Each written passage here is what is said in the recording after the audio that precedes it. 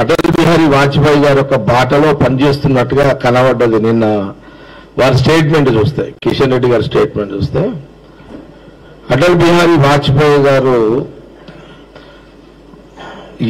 ఏదన్నా ఒక అధికార పార్టీ ఒక మంచి పని జరిగితే, ఇది ఈయన అపోజిషన్ పార్టీ లీడర్గా వాజ్పేయి గారు ఎదుటి ప్రభుత్వం ఎదురు పార్టీ వాళ్ళు ఉన్నా కూడా ప్రధానమంత్రిని ప్రశంసించే ఒక గుణాలు అటల్ బిహారీ వాజ్పేయి గారికి ఉన్నాయి. ఒక సందర్భంలో బంగ్లాదేశ్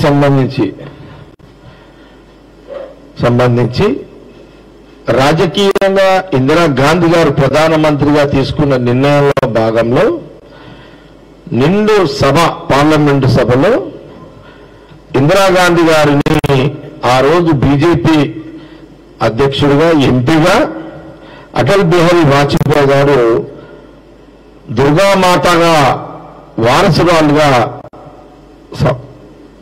ఆమె ప్రవర్తించడం జరిగింది. ఇది ఓపెన్ పార్లమెంట్ లో జరిగింది. ఇది ఒక చరిత్ర. బహుశా కొన్ని సంవత్సరాల తర్వాత కిషన్ రెడ్డి గారు నిన్న మీడియా ముందు కాంగ్రెస్ పార్టీలోకి 25 మంది బీఆర్ఎస్ ఎమ్మెల్యేలు పార్లమెంట్ రిజల్ట్ ఎన్నికల తర్వాత వెళ్లిపోతున్నారు, కాంగ్రెస్ లో జాయిన్ అవుతున్నారు అని బీజేపీ రాష్ట్ర అధ్యక్షుడు, సెంట్రల్ మినిస్టర్ కూడా కిషన్ రెడ్డి గారు వారు ఈ 25 మంది బీఆర్ఎస్ ఎమ్మెల్యేలు కాంగ్రెస్ లో చేరుతున్నారు పార్లమెంట్ రిజల్ట్ తర్వాత అని వారు చెప్పిన దాన్ని మేము స్వాగతిస్తున్నాం.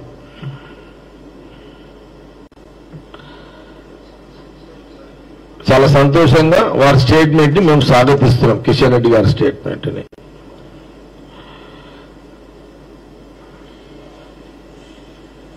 చాలా గొప్ప మనసు కిషన్ రెడ్డి గారిది.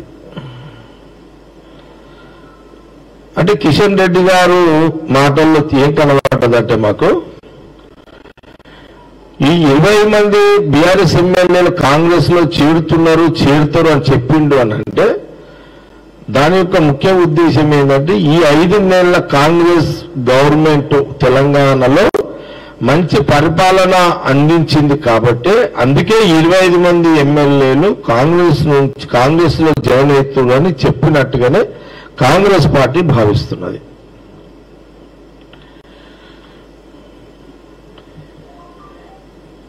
ఇది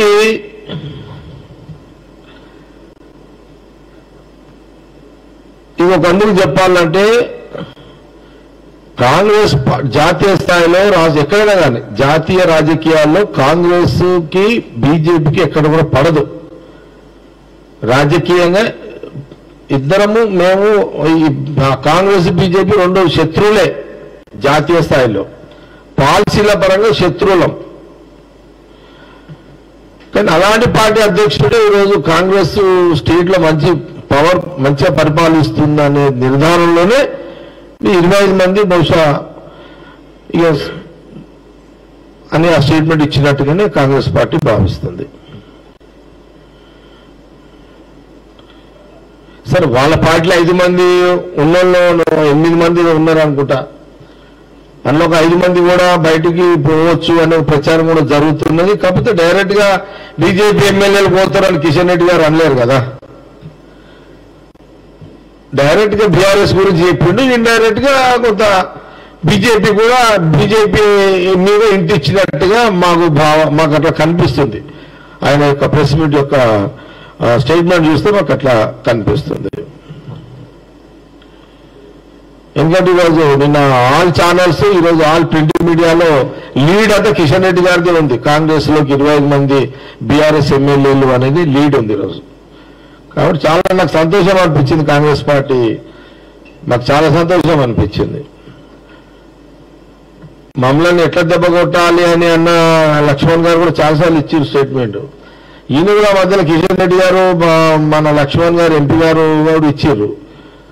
ఖచ్చితంగా ఏదో చేస్తాం, అది చేస్తాం, నొక్కుతాం, దిగుతాం కాంగ్రెస్ గవర్నమెంట్ అని అన్నారు. సడన్ గా ఇది ఒక స్టేట్మెంట్ రావడంతో వెంట తెలంగాణ ప్రజలు కూడా హర్షిస్తారు దీని మీద తప్పకుండా. కాబట్టి దీన్ని స్వాగతిస్తూ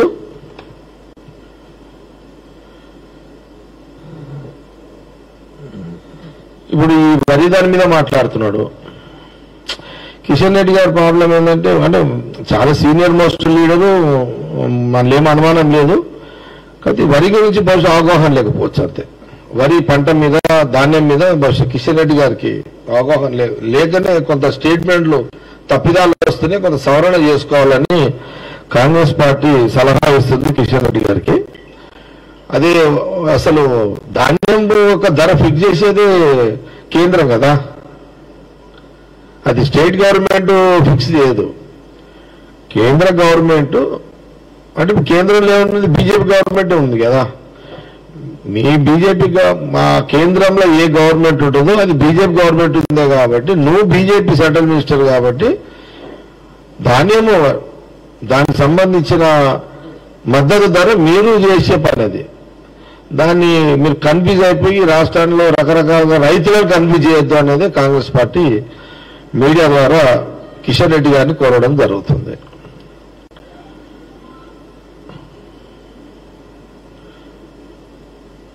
థ్యాంక్ యూ. మీరేమైనా అడిగితే చెప్తాను అట్లా.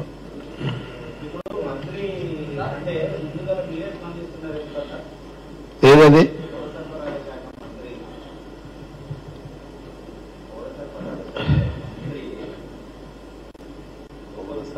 అది ఉత్తమ్ కుమార్ రెడ్డి గారిది.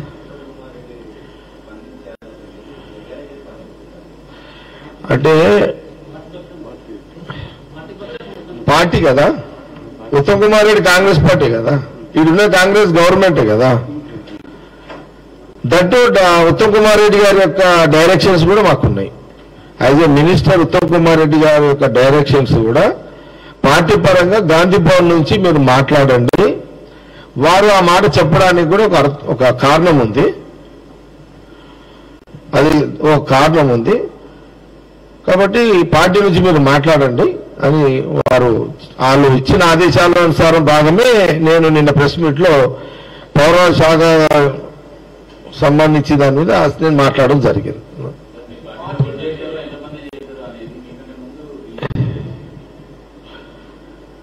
అంటే ఈ దేశం రాజకీయాలలో గవర్నమెంట్లను కూలగొట్టే దాంట్లో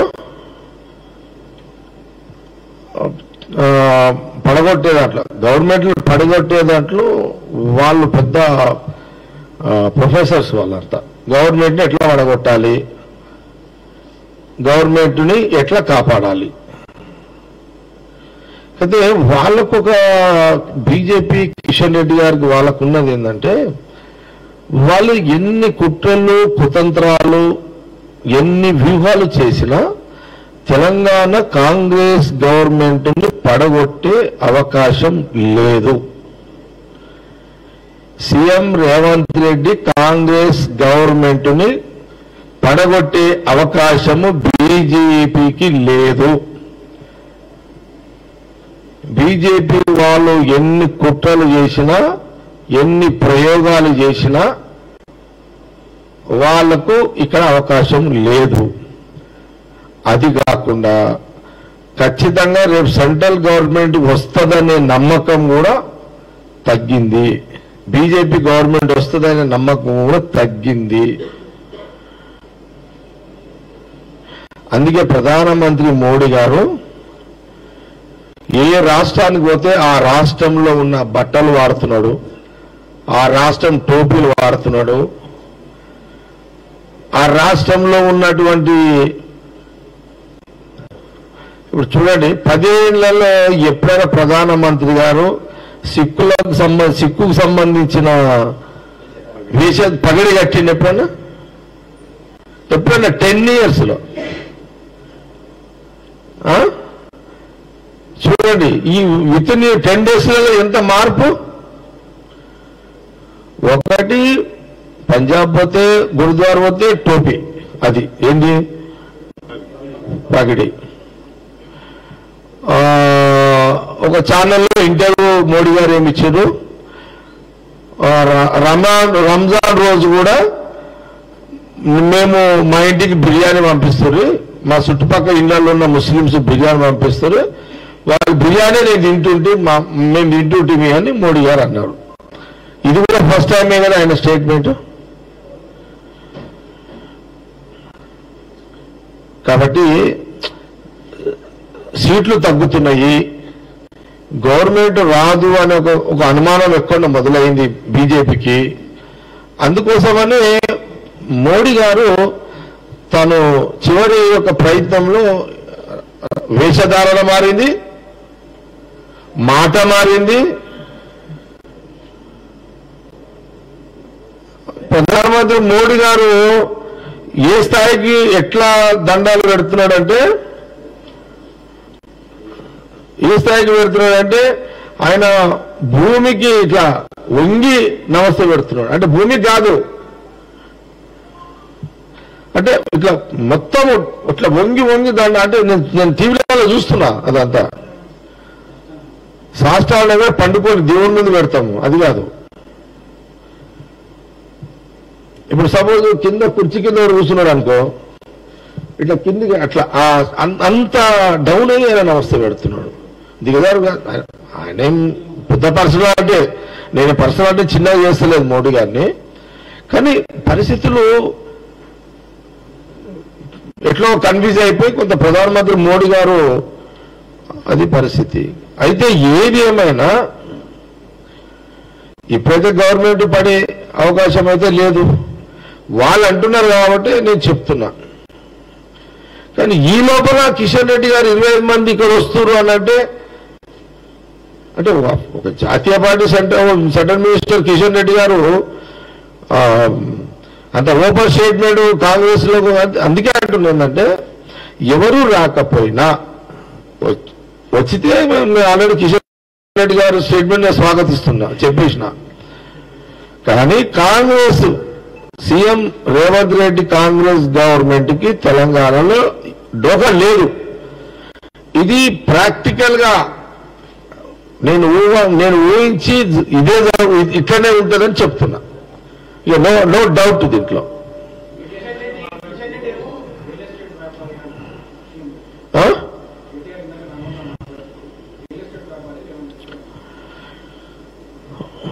ఒక మాట చెప్తున్నా, ప్రతిపక్ష పార్టీగా కేటీఆర్ గారు ఏదో ఒకటి మాట్లాడాలి కాబట్టి మాట్లాడుతున్నాడు. ముఖ్యమంత్రి రేవంత్ రెడ్డి గారి మీద అపోజిషన్ పార్టీగా ఏదో బురద వెళ్ళాలి కాబట్టి చల్లుతున్నారు.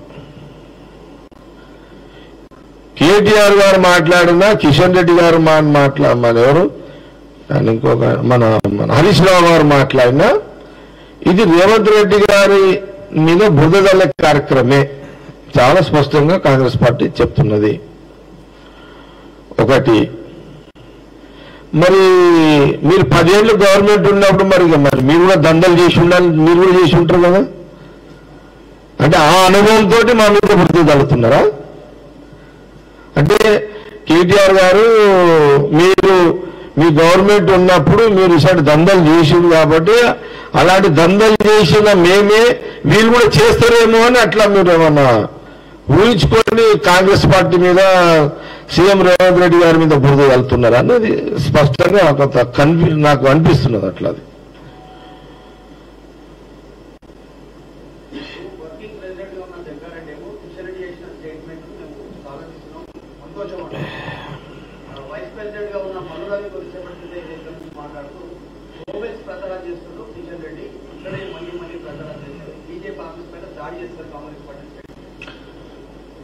ఏముంది, ఇది కరెక్టే అది కరెక్టే అనుకో, ఏం దాంట్లో ఉంది, అదే రెండు కరెక్టే అనుకోండి, ఏముంది అట్లా.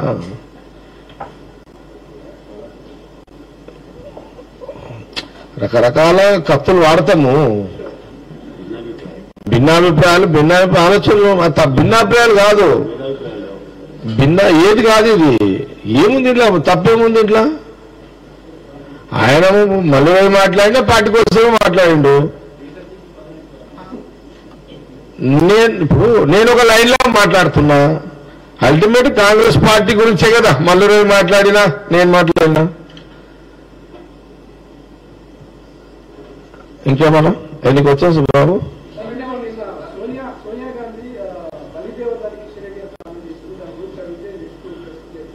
టైం వస్తుంది దాని మీద రేవంత్ రెడ్డి గారు టైం వచ్చినప్పుడు అన్నిటికీ జవాబిస్తాడు, సీఎం గారు జవాబిస్తారు. ఎందుకంటే ప్రస్తుతానికి సీఎం రేవంత్ రెడ్డి గారు సోనియా గాంధీ గారిని 2వ తారీఖు ఒప్పించే కార్యక్రమంలో ఉన్నాడు.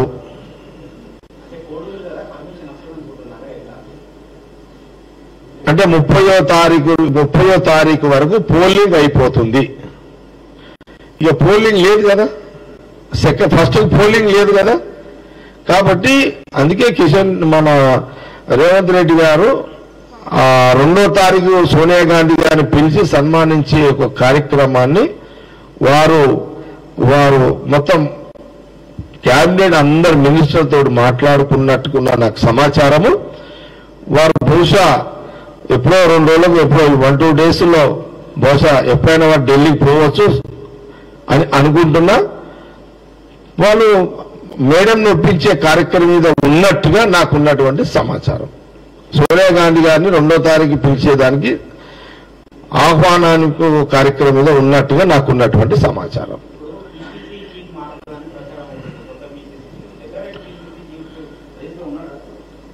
నేను దీన్ని ఎందుకంటే ఈరోజు వెరీ ఇంపార్టెంట్ టాపిక్ ఏంటంటే కిషన్ రెడ్డి గారును 25 మందిని మా పార్టీలో పంపిస్తున్నాడు. అది వెరీ ఇంపార్టెంట్. అది 2 సీఎం రేవంత్ రెడ్డి గారు 5 ఏళ్ల గవర్నమెంట్ కన్ఫర్మ్ ఉంటుంది, ఎవరి జిమ్మిక్కులు పనిచేయవు అనేది ఇది 2వ స్టేట్.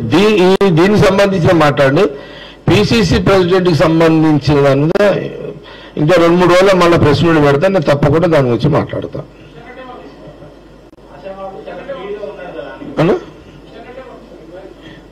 అదే స్టేట్మెంట్ కిషన్ రెడ్డి గారు అన్న, అంటే కిషన్ రెడ్డి గారు పంపిస్తున్నట్టుగానే మేము హ్యాపీగా ఫీల్ అవుతున్నాం.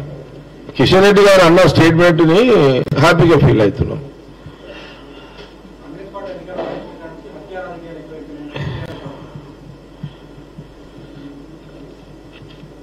నేను ఏం చెప్తున్నా, తెలంగాణ ప్రాంతంలో రాజకీయమే హత్య రాజకీయాలు లేవు. కాంగ్రెస్ పార్టీ ఏ రోజు కూడా తెలంగాణలో హత్యా రాజకీయాలకు ప్రోత్సహిస్తుంది అనే మాట ఇక్కడ లేదు. కాంగ్రెస్ గవర్నమెంట్ వచ్చిన తర్వాత తెలంగాణ ప్రాంతంలో ఎవరికైనా సమస్యలుంటే, ఎవరికైనా కష్టాలు ఉంటే స్వేచ్ఛగా కలెక్టర్ ఆఫీసుల దగ్గర ధర్నాలు పెట్టుకొని వాళ్ళ ఆవేదన వ్యక్తపరిచే యొక్క స్వతంత్రము కాంగ్రెస్ గవర్నమెంట్ వచ్చిన తర్వాత వచ్చింది. కేటీఆర్ గారు మీరు ఇంత మాటలు మాట్లాడుతున్నారే, ఇన్ని అబండాలు మా కిషోరావు గారి మీద వేస్తున్నారే మీరు, మీ గవర్నమెంట్లో స్వతంత్రంగా ఎవరైనా సరే ఈ కష్టం ఉన్నది, ఈ బాధ ఉన్నది అని ఒక కలెక్టర్ దగ్గరకో ఒక ఎస్పీ దగ్గరకో పోయి చెప్పుకునే అవకాశాలు బీఆర్ఎస్ గవర్నమెంట్ ఉన్నప్పుడు ఉండేనా? ఇందిరా పార్క్ దగ్గర మీరు ధర్నా చౌక్ని ఎత్తేస్తే ఆ రోజు కోర్టు కొన్ని 5-6 సంవత్సరాలు కోర్టుల కొట్లాడితే కానీ అవకాశం రాలే. కాబట్టి విలువల గురించి, విలువల రాజకీయం గురించి కేటీఆర్ గారు మాట్లాడుతుంటే అది హాస్యాస్పదంగా ఉంది అనేది కాంగ్రెస్ పార్టీ తెలియజేస్తుంది. పోలీసులకు పద్ధతి ప్రకారము స్వేచ్ఛగా డెమోక్రసీని కాపాడే విధంగా కాంగ్రెస్ గవర్నమెంట్ లో పనిచేస్తుంది పోలీసు శాఖ. వాన్ కొట్టు, వీన్ కొట్టు, వాన్ పట్టుకరా, వీన్ పట్టుకరా. గతంలో టాస్క్ ఫోర్స్ను పెట్టి ఏ చిత్రహింసలైతే మీరు పెట్టిర్రో, లీడర్లను పెట్టిర్రు, బిజినెస్ వాళ్ళని పెట్టిర్రు, మీరు ఆడవాళ్ళని ట్రాప్ చేసిర్రు, ఆడవాళ్ళని భయపెట్టించిర్రు, కొందరిని అక్కడనో ఇక్కడనో కొంత ఆడవాళ్ళని ఎత్తుకపోయిర్రు. ఇవన్నీ టాస్క్ ఫోర్స్ లో జరిగినాయి కదా, టాస్క్ ఫోర్స్ లో జరిగినాయి కాబట్టి సీఎం రేవంత్ రెడ్డి గారు కాగానే ఇది పద్ధతి కాదు, లేని సాంప్రదాయాన్ని తీసుకొచ్చి పెట్టిరు, ఇది స్వస్తి పలకాలని అలాంటి బాధ్యత గల అధికారులకు చురకబెట్టాలి, వాళ్ళకు పనిష్మెంట్ కావాలని ఆ రోజు సీఎం రేవంత్ రెడ్డి గారు తీసుకున్న నిర్ణయంలో భాగమే ఇదంతా జరుగుతున్నది. ఇప్పుడు ఏ బిజినెస్ వాళ్ళైనా, ఏ రాజకీయ పార్టీ అయినా, ఎవరైనా సరే ఎవరు కూడా ఇప్పుడు హ్యాపీగా ఉన్నట్టే కదా అందరు కూడా.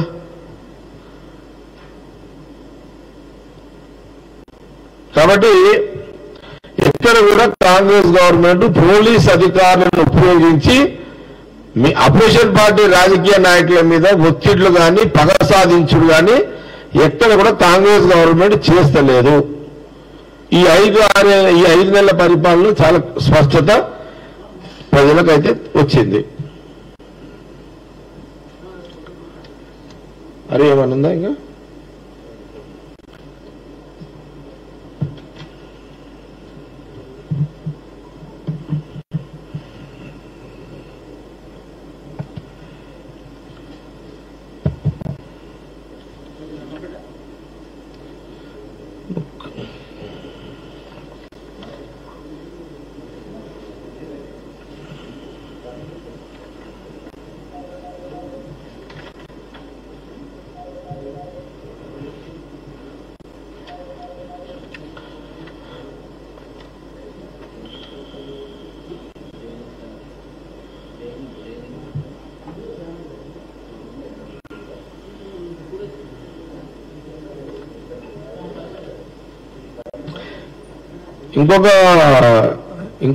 ఇంకో మాట కూడా ఉంది.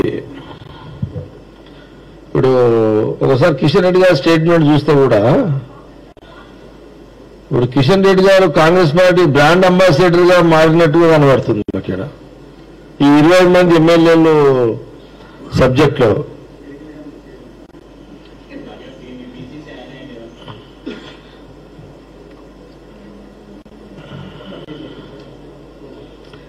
కిషన్ రెడ్డి గారు కాంగ్రెస్ పార్టీ బ్రాండ్ అంబాసిడర్ గా మారినట్టుగా కనబడుతుంది. ఎందుకంటే చాలా గొప్ప స్టేట్మెంట్ కిషన్ రెడ్డి గారిది, గ్రేటే. కిషన్ రెడ్డి గారిని మాకు 25 మంది ఎమ్మెల్యేలను డైరెక్ట్ గా 5 మంది బీజేపీ ఎమ్మెల్యే ఇండైరెక్ట్ గా అంటే వారు సన్మానించాల్సిందే కిషన్ రెడ్డి గారిని మేమైతే.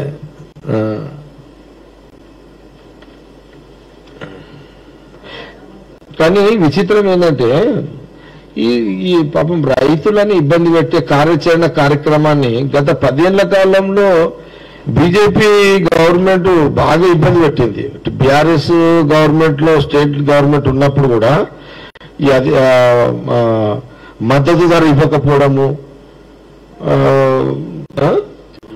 కదా, నల్ల చట్టం రావడము, బీజేపీ ఇప్పుడు ఇన్ని అంత బోకస్ మాటలు మాట్లాడుతుంది బీజేపీ లీడర్షిప్. ఇంత బోకస్ మాటలా? ఇప్పుడు ఏముందా, ఈ కిషన్ రెడ్డి నాగలు పట్టేది లేదు, భూమిలో దిగేది లేదు, ఎద్దుని నాగలు పెట్టి దున్నేది లేదు, ఏం లేదా, టైం కొండి పెడితే తింటాడు.